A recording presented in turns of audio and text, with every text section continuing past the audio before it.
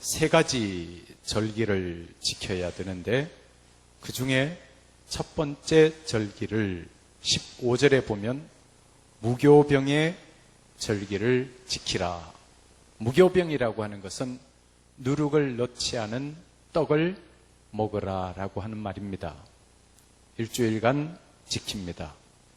이 무교병의 절기를 지키라라고 하는 말은 구원받은 것에 대한 감사의 기억을 잊지 말라라고 하는 의미이기도 합니다. 이 무교절은 또 다른 말로 말하면 유월절이라고 말합니다. 이스라엘 백성들이 애굽에 노예 생활을 했습니다. 그때 하나님께서 모세를 통해서 이스라엘 백성들을 출애굽시킵니다. 그런데 바로가 모세의 말을 듣지 아니하고 이스라엘 백성들을 보내주지 아니합니다. 그래서 하나님께서는 모세에게 10가지 재앙을 행하게 하십니다. 9가지 재앙을 다 행하고 난 다음 마지막 재앙이 무슨 재앙이었나 하면 모든 장자를 다 죽이는 재앙이었습니다. 그것은 하나님의 심판이요 또한 하나님의 저주의 상징이기도 합니다.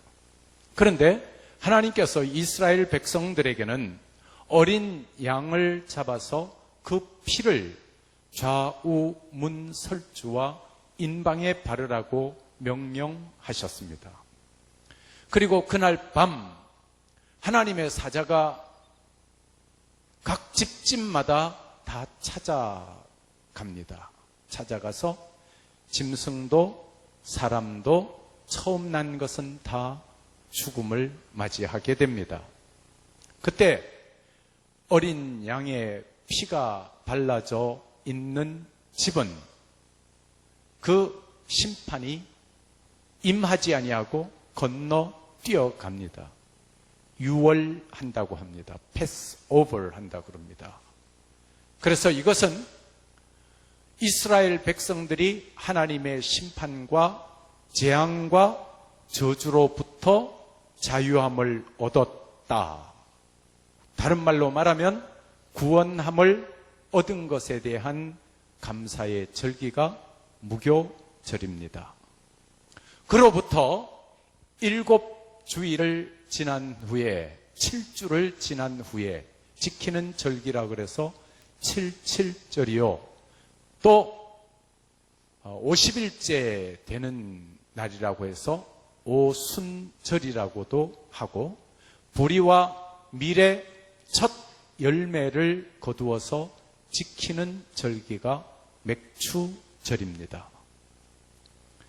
그리고 1년의 마지막 모든 추수를 다 마치고 지내는 절기가 수장절, 오늘날로 말하면 추수감사절기를 지킵니다. 그래서 저는 이 말씀을 여러분에게 여러 번 말씀을 드렸습니다마는 구원받은 자는 구원받은 것에 대한 감사, 그리고 중간쯤 가서 맥추감사절, 중간의 감사, 1년의 연종에 드리는 추수감사절. 그래서 이스라엘 백성들은 시작도 감사요, 중간도 감사요, 마지막도 감사요. 그래서 우리 성도들의 삶은 감사로 시작해서 감사로 마치는 삶이 되어야 정상적이다라고 말씀을 여러 번 드렸습니다. 우리는 오늘 이스라엘 백성들이 보냈던 맥추절을 추적해 들어가면서 그 맥추절의 의미를 되새김질 해보려고 합니다. 먼저 오늘 16절 말씀을 보면 맥추절을 지키라. 그 다음에 뭐라고 되어 있습니까? 이는 내가 수고하여 밭에 뿌린 것의 그 다음에 첫 열매를 거둠이니라. 19절 말씀을 가보죠. 내 토지에서 그 다음에요 처음 거둔 열매의, 그 다음에 가장 좋은 것을 가져다가 너의 하나님 여호와의 전에 드릴지니라. 자, 여기에서 맥추절을 지키는 데 있어서 강조하는 내용이 있습니다. 밭에 뿌린 것의 첫 열매, 그리고 19절에 가보면 내 토지에서 처음 거둔 열매의, 그 다음에 가장 좋은 것을 가져다가 너의 하나님 여호와의 전에 드릴지니라고 말씀하고 있습니다. 우리가 살아가는 삶 속에서 오늘 여기에 보면 맥추절을 지키라, 이는 내가 수고하여 밭에 뿌린 것의 첫 열매를 거둠이니라. 저와 여러분이 이 세상을 살아가는데 그 삶은 수고하는 삶이 어쩌면 당연한 것 같습니다. 수고하여 밭에 뿌린 것의 첫 열매를, 수고하고 난 다음에 첫 열매를 가져다가 하나님 앞에 드려라. 그것도 19절에 보면 내 토지에서 처음 거둔 열매에, 그 다음에 가장 좋은 것을 가져다가 너의 하나님 여호와의 전에 드리라고 말씀하고 있습니다. 여러분, 이 말씀은 우리가 하나님을 섬기는 자세에 대한 것을, 중요한 인사이트를 깨우쳐주는 말씀입니다. 우리 출애굽기 34장을 한번 펴보셨으면 좋겠습니다. 출애굽기 34장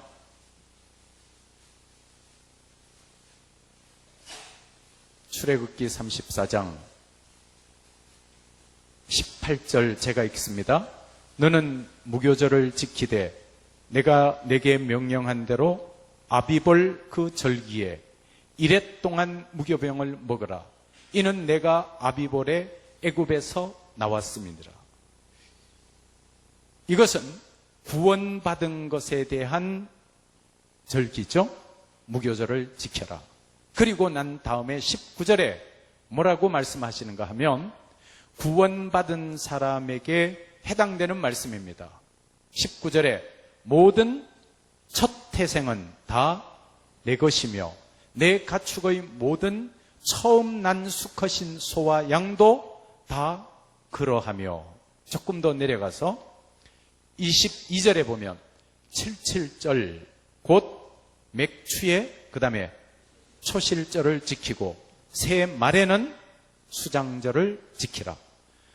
맥추절을 첫 열매를 거두어서 맥추의 초실절을 지키고 연말에는 수장절을 지키라는 말씀입니다.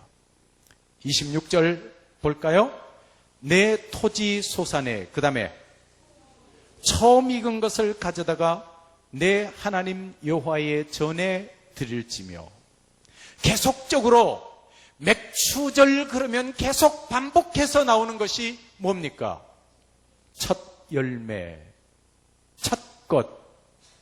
계속적으로 맥추절 그러면 빠지지 아니하고 나오는 것이 첫 열매를 드려라. 첫 것. 우리 성경을 조금 더 찾아보고 싶습니다. 신명기 26장을 한번 펴보시죠. 신명기 26장. 신명기 26장 2절 말씀을 봅니다. 내 하나님 여호와께서 내게 주신 땅에서, 그 다음에 뭐라고 되어 있습니까? 그 토지의 모든 소산의 만물을 거둔 후에. 여러분, 만물이 뭔지 아세요? 예, 우리 장남을 맞이라고 그러죠. 여기 만물, 처음 거둔 것. 내 토지의 모든 소산의 만물을 거둔 후에, 그 다음에 그것을 가져다가 강주리에 담고 어디에? 내 하나님 여호와께서 그의 이름을 두시려고 택하신 곳으로 그것을 가지고 가서. 그 다음에 10절 말씀을 보죠. 신명기 26장 10절. 여호와여, 이제 내가 그 다음에 주께서 내게 주신 토지 소산의 맛물을 가져왔나이다. 너는 그것을 내 하나님 여호와 앞에 두고 내 하나님 여호와 앞에 경배할 것이며 11절에 보면 내 하나님 여호와께서 너와 내 집에 주신 모든 복으로 말미암아 너는 레위인과 너희 가운데 거류하는 객과 함께 즐거워할지니라. 여러분, 우리가 이 말씀을 보면서 하나님께서 우리에게 토지 소산의 첫 열매 중에서 가장 좋은 것을 구별하여 하나님 앞에 드리라고 하는 말씀을 듣습니다. 그럼 이 말씀을 들으면 조금쯤 우리가 좀 아쉬운 마음이 들 수도 있습니다. 왜 하나님께서는 첫 열매, 그 중에서도 가장 좋은 것을 하나님 앞에 드리라고 하는가? 그럼 우리는 나쁜 것만 먹고 살아야 되는가? 하는 생각도 할 수가 있겠죠. 그런데 여기에 이 성경을 자세히 보면 신명기 26장 11절에 보면 내 하나님 여호와께서 너와 내 집에 주신 모든 복으로 말미암아. 그러면 구원받은 모든 하나님의 사람에게는 하나님께서 모든 복을 주신다라고 하는 의미가 여기에 함축되어져 있습니다. 그렇다면 이 말은 저와 여러분이 누리는 모든 복이 누가 주신 것이다? 하나님이 주신 것이다. 하나님이 주신 것 가운데서 우리가 제일 첫 열매를, 또 그 첫 열매 중에서도 가장 좋은 것을 구별하여 하나님 앞에 드리면 하나님께서 저와 여러분의 모든 것을 책임을 져 주신다는 의미가 여기에 함축되어져 있습니다. 마태복음 6장에 보면 너희는 무엇을 먹을까? 무엇을 마실까? 무엇을 입을까 염려하지 말라. 이는 다 이방 사람들이 구하는 것이요. 그 다음에 너희는 먼저 그의 나라와 그의 의를 구하라. 그 다음 말씀이 중요한데 그리하면 이 모든 것을 너희에게 더하시리라. 그럼 이 말씀이 무슨 말씀이냐? 그러면 하나님께서 저와 여러분에게 왜 맥추절을 지키면서 꼭 첫 열매, 그 중에서도 가장 좋은 것을 하나님께 드리라고 말씀하시냐? 하나님께서 너희는 먼저 그의 나라와 그의 의를 구하라. 그리하면 이 모든 것을 너희에게 어떻게? 더하여 주신다. 그러면 이 말씀의 의미를 다시 한번 묵상하면 저와 여러분이 하나님을 최우선으로 섬기면 하나님께서 먹을 것, 마실 것, 입을 것을 책임져 주시겠다는 의미가 여기에 포함되어 있습니다. 할렐루야. 그래서 또 이 말씀을 우리가 깊이 묵상해 보면 저와 여러분의 삶 속에 있어서 프라이오리티 문제를 다루고 있는 것을 볼 수가 있습니다. 제가 여러분들에게 묻습니다. 여러분에게 있어서 가장 중요한 것은 무엇입니까? 또한 여러분에게 있어서 가장 우선으로 하는 것은 무엇입니까? 우리 교회 교인이라면 다 아는 사건이 있습니다. 소위 말하는 전설적으로 내려오는 부침개 사건. 다 알고 계시죠? 우리 교회를 개척한 초창기 시절 다른 교회에서 오셨던 집사님 한 분이 등록을 우리 교회에 하시고 예배를 빠지지 아니하고 잘 나옵니다.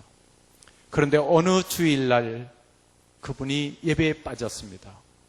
개척교회니까 교인도 적고 그랬을 시절. 그래서 제가 그 다음에 그분에게 물었습니다. 왜 지난주에 못 오셨습니까? 그랬더니 그분의 말씀이 목사님, 제가 성경 찬송을 들고 교회를 오려고 집을 나서는 순간 바로 밑에 집에 사람이 부침개를 해서 집으로 왔습니다. 그런데 제가 어찌 그 사람을 모른 척하고 그냥 교회로 올 수 있겠습니까? 그래서 그 사람을 집으로 초청해드려서 차를 한 잔 우아하게 나누어 마셨는데 그러고 나니까 예배 시간이 훌쩍 지났습니다. 여러분, 이제는 전혀 웃지도 않으시네. 저에게는 굉장히 큰 충격이었습니다. 어쩌면 하나님이 우선순위에서 부침개보다도 밀리는구나 하는 생각을 했기 때문이었습니다. 그런데 여러분이 이 말씀을 들으면서 나는 그 사람하고는 전혀 다르다라고 생각하시는 분이 대부분이실 겁니다. 그러나 조금 더 깊이 생각해 보십시오. 정말 여러분은 하나님이 여러분의 우선순위에서 넘버원이신지요? 하나님은 여러분의 우선순위에서 몇 번째쯤에 랭크되어 있나요? 너희는 먼저 그의 나라와 그의 의를 구하라 그랬는데 정말 내 인생에 있어서 가장 소중한 분이, 그리고 내 인생의 우선순위에서 가장 넘버원이 하나님이시라고 자신 있게 말할 수가 있나요? 저도 이 말씀을 깊이 골똘히 묵상해 보았습니다. 저는 당연히 목사이고 하니까 하나님이 제 인생의 넘버원이라고 생각했습니다. 그런데 깊이 생각해 보니까 조금쯤은 자신이 없어지기도 하더라고요.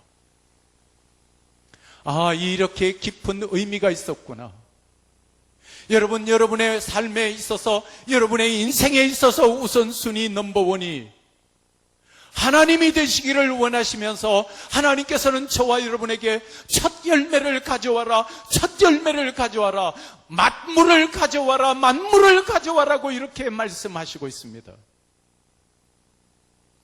저와 여러분의 삶 속에 넘버원이, 저와 여러분의 인생의 주인이 하나님이 되시기를 축원합니다. 어쩌면 인생을 조금쯤 살아보니까, 아직 나이가 많지는 않습니다만은, 인생이 별거 아니구나 하는 생각을 가끔씩 하게 됩니다. 언제 특별히 그런 생각을 하게 되느냐 그러면, 연로하신 분들이 마지막 준비를 하고 계시는 요양원 갔다 올 때 참 마음이 많은 생각이 듭니다. 누워서 그 자리에서 큰 것도 해결하고 적은 것도 해결하고, 그래서 그 병실로 들어가면 향기롭지 못한 냄새가 풍겨 나옵니다. 어쩌면 그 모습이 저와 여러분의 마지막 모습이 될 수도 있겠다는 생각이 들기에 조금쯤은 씁쓸해지기도 합니다. 그러면서 정말 인생에 있어서 가장 중요한 것이 무엇인가를 골똘하게 생각하게 됩니다. 저는 교역자인 관계로 참으로 장례식을 많이 집례하고 많이 다녀오기도 했습니다. 그렇게 소중하게 여기던 우리의 육체가 아닙니까? 더우면 에어컨을 틀고 선풍기를 틀고, 조금만 추우면 또 히팅을 하고, 봄옷, 여름옷, 가을옷, 겨울옷 철철이 갈아입히며 귀중하게 간수하던 우리의 몸이 아니던가요? 그런데 이 육체에서 호흡이 끊어지면 한 줌 가루로 사라지는 그 모습을 수없이 반복해서 지켜보면서, 정말 우리 인생에 있어서 영원한 것은 무엇인가, 우리 인생에서 소중한 것은 무엇인가를 깊이 생각하게 됩니다. 먹는 것, 마시는 것, 입는 것보다 더 중요한 것이 있단다. 정말 얘들아, 너희들 이 한 세상을 살아가면서 먹는 것, 마시는 것, 입는 것 때문에 하나님을 너희 인생에 있어서 꼴찌로 두지 말아라. 너희는 먼저 그의 나라와 그의 의를 구하라. 그것이 너희들에게 정말 중요한 것이요, 그리하면 먹는 것, 마시는 것, 입는 것은 내가 책임져 주겠노라 말씀하시는 하나님의 음성입니다. 여러분 또한 이 첫 열매를 하나님 앞에 가져오라고 하는 이 의미는 너희가 처음 열매 중에서 가장 좋은 것을 나에게 가져오면 내가 그것을 받고 너희들의 삶을 책임져 주겠다, 너희들의 삶을 복되게 하겠다라고 하는 의미도 함축되어 있다는 사실을 아십니까? 우리가 하나님 앞에 드리는 것은 심는 씨앗과 같다고 했습니다. 심는 자에게 심을 씨앗과 먹을 양식을 풍족히 주시는 하나님께서 여러분 씨앗을 심어본 적이 있습니까? 농사를 지어본 적이 있습니까? 씨앗을 심으면 30배, 60배, 100배의 열매를 거둡니다.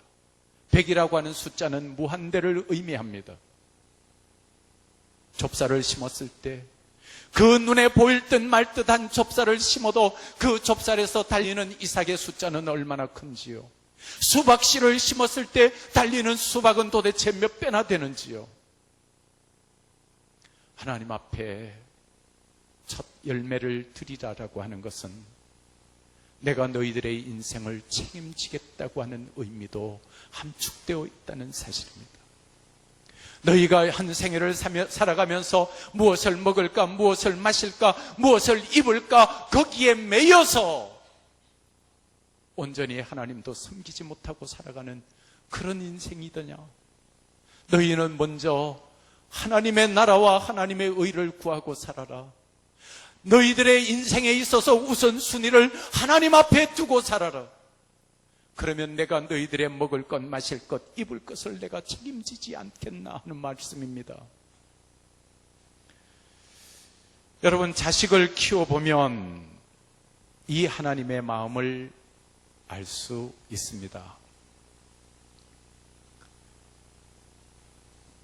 식상할 수도 있습니다만은 가정으로 한번 생각하고 들어봅시다.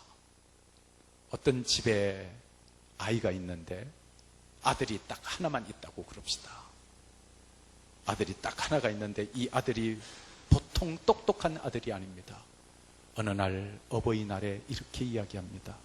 아빠, 내가 이번 어버이날에는 아빠에게 선물을 안 하는 것을 이해해 주세요. 그래서 아빠가 놀라서 왜 그러냐? 어차피 아빠한테서 나와서 다시 아빠한테로 돌아가니 그게 무슨 의미가 있습니까? 그러니 차라리 안 하는 게, 안 하고 달라 소리 안 하는 게 훨씬 낫지 않습니까? 여러분, 계산적으로는 그 말이 맞는 말이죠? 그런데 당하는 아빠의 입장에서는 조금 서운할까요? 서운하지 않을까요? 예, 조금 서운할 거예요. 예. 그래서 그 아빠, 제가 그 아빠 같으면 용돈을 한 달간 안 줄 거예요. 그런데 한 달을 안 주지 않았고 실제로는 한 2주 정도만 그 아빠가 안 줬대요. 그러니까 그 아빠는 굉장히 괜찮은 아빠죠. 근데 그 다음 해에 그 아들이, 제가 딸이라 그러면 여러분이 또 누구를 생각할 것 같으니까 아들이 아빠한테 그 다음 해에는 선물을 했다고 합시다. 그 아빠가 그 선물을 받고 그냥 있었겠어요? 몇 배를 줬겠어요? 몇 배를 줬습니다. 한 5배는 줬을 거예요. 아마 따지면 더 줬을 수도 있을 거예요. 이게 자식을 키우는 부모의 마음이더라. 하나님이 우리를 향하신 하나님의 마음입니다. 하나님이 우리가 맥주 감사절 첫 열매 중에 가장 좋은 것을 하나님 앞에 드릴 때 하나님이 그것만 받으시고 그래 입을 싹 닫고 계시는 분은 아니실 거라고 하는 생각이 가슴 깊이 찾아들기 시작했습니다. 사랑하는 성도 여러분, 우리 하나님께서 네가 너희들이 살아가면서 너의 인생에 있어서 프라이어리티 넘버 원으로 하나님을 생각하라고 하는 말씀은 하나님께서 모든 것을 책임지시겠다고 하는 의미가 함축되어진 줄 믿습니다. 저와 여러분의 인생에서 하나님을 최우선으로 섬기는 저와 여러분이 되시기를 축원합니다. 그리고 또한 이 신명기 26장 2절 말씀을 다시 한번 보시죠. 여기를 보면 2절에 내 하나님 여호와께서 내게 주신 땅에서 그 토지의 모든 소산의 만물을 거둔 후에 그것을 가져다가 광주리에 담고 그 다음에 내 하나님 여호와께서 그의 이름을 두시려고 택하신 곳으로 그것을 가지고 오라고 그랬습니다. 그러면 하나님께서 내 이름을 두시기 위하여 택하신 그곳, 오늘날로 말하면 어디입니까? 하나님의 성전, 교회에 나와서 하나님 앞에 예배를 드려라라고 하는 말입니다. 요즘 TV에, 저도 TV에서 설교를 많이 했습니다만은 TV의 설교를 듣고 그냥 교회 안 가도 되지 이렇게 생각하는 사람, 그건 예배가 아닙니다.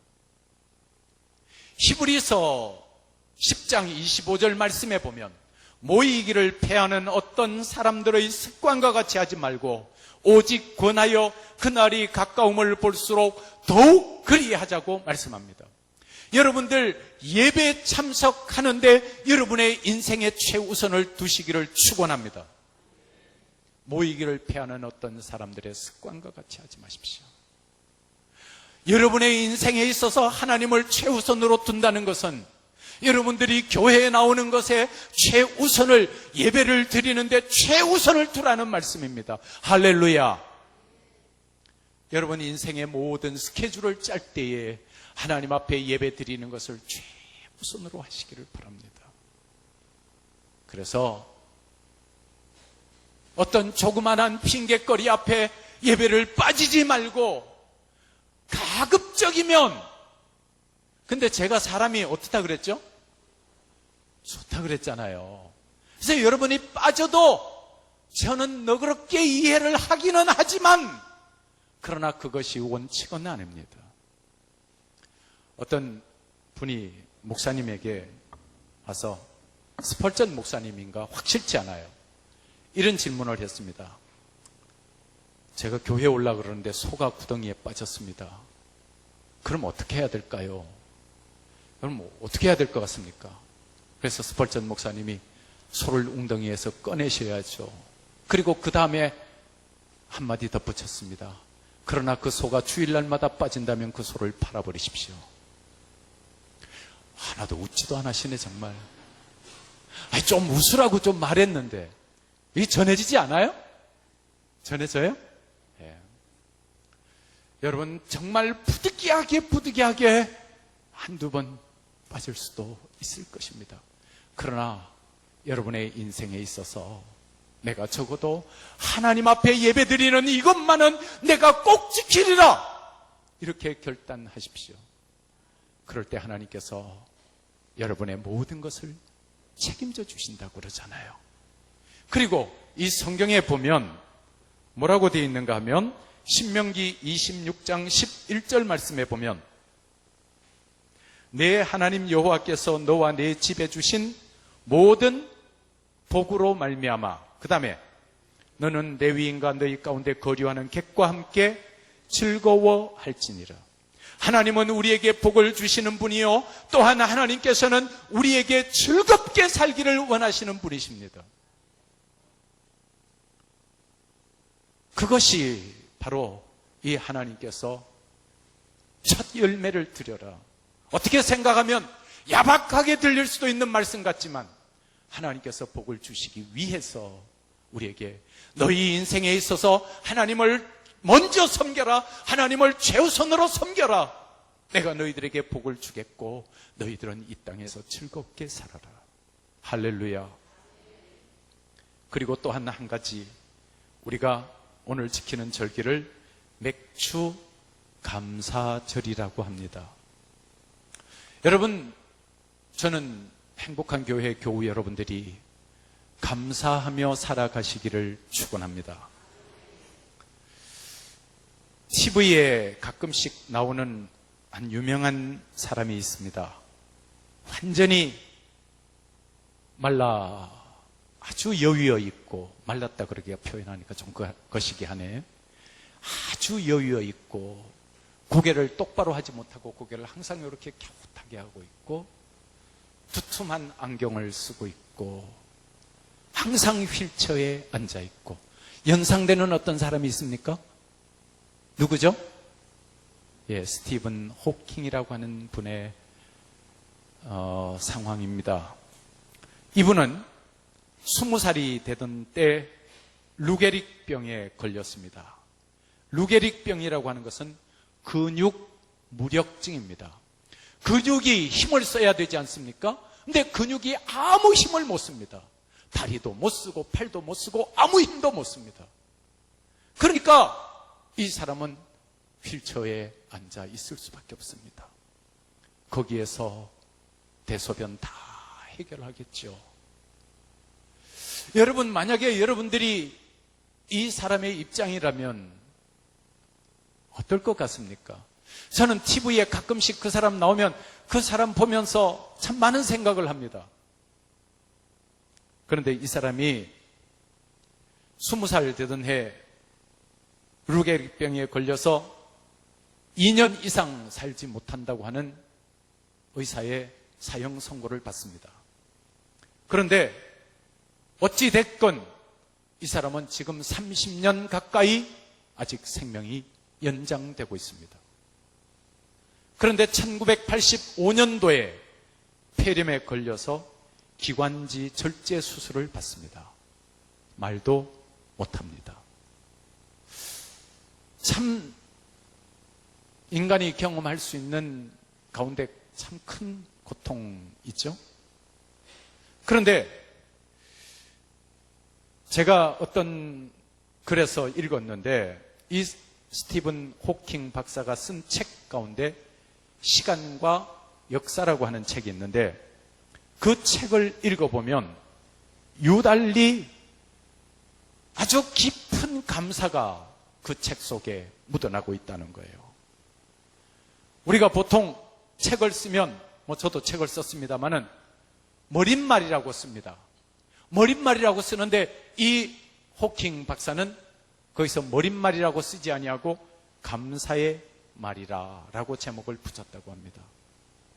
다른 거 다 그만두고 그런 상황에 처해 있는 사람이 감사하다면 저와 여러분은 얼마만큼 감사하며 살아야 될까요? 그런데 이 세상에는 건강도 가지고 있고 가정도 있고 재산도 어느 정도 있고 그렇게 환경이 썩 나쁘지 않은데도 불구하고 항상 불평하고 원망하는 사람들이 대부분이라는 겁니다. 여러분은 어떤가요? 만약에 여러분들이 불평, 불만에 찌들어 산다고 하면 그 사람은 천국에 갖다 놓아도 그 사람은 불평, 불만할 겁니다. 저는 여러분들에게 이런 제안을 하고 싶습니다. 감사가 여러분의 습관이 되게 하십시오. 그리고 감사가 여러분의 체질이 되게 하십시오. 항상 감사하는 자들 되시기를 바랍니다. 사람은 감사하는 만큼 행복합니다. 돈이라는 것 있다가도 없고 없다가도 있을 수 있고 어떤 사람은 그러대 돈이라는 건 돈다고 돈이라 그런다 그러더라고요. 그리고 모든 것 이게 있다가도 없고 없다가도 있고 이렇게 좀 로테이션 될 수 있을 것 같아요.